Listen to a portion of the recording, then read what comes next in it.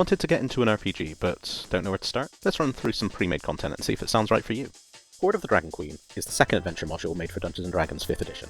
It spans from level 1 to level 7 over the course of 8 chapters. Hoard of the Dragon Queen was developed alongside the Player's Handbook and is continued for another 9 chapters in Rise of Tiamat. In the western heartlands of Faerun, not far from Baldur's Gate, lies the small town of Greenest.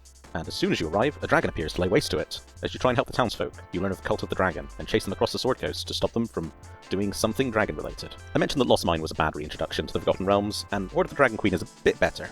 Starting again in a small nowhere town, your party ends up joining a caravan and travelling to Elturel, Baldur's Gate, and Waterdeep, all classic Forgotten Realms locations and the settings of past and future adventures. Hoard is quite famous as the first full-length 5th edition adventure, and also as one of its worst. Starting 5th edition off with a bang, with a dragon attack, is very exciting. But once you leave Greenest, the story crawls to a standstill, and the crux of the plot is just to sit in a caravan going from place to place because the dragon cult might be there. You have little reason to do this besides you're told to, and the cult may cause some issues. The fights can also be notoriously tedious or difficult as the rules weren't fully ironed out yet. Most of them end up being heavily stacked against your party. Others seem to expect the party to run away, despite never really giving that idea. Some would argue that the developers still haven't figured out combat balance, but let's move on.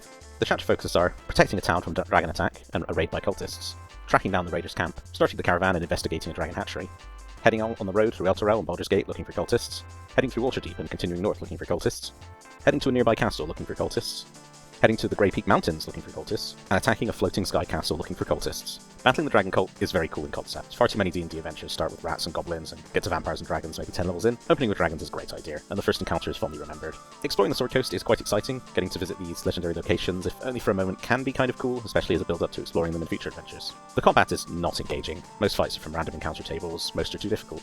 Lots of the adventure is sitting on a caravan waiting for 12 human bandits to rock up. The players have almost no agency. They appear in Greenest during the attack, but then the adventure has no alternative routes for progression. The structure is to follow the cult, stay with the caravan, investigate the cult location, repeat, with very little variation. The adventure gives very little reason for the players to risk their lives chasing this cult across the continent, besides that they're the good guys.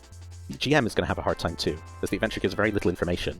A fair few NPCs, villains, and some of the most important locations in the setting have barely a power graph of what happens when you show up, and no other information if the players start exploring or asking questions.